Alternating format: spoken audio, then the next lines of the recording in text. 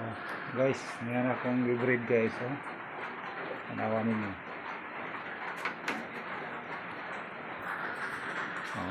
Okay.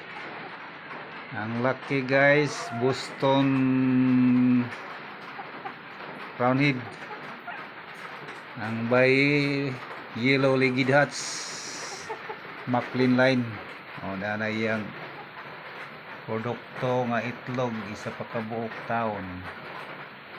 Og madugangan na ni magduhan na ni.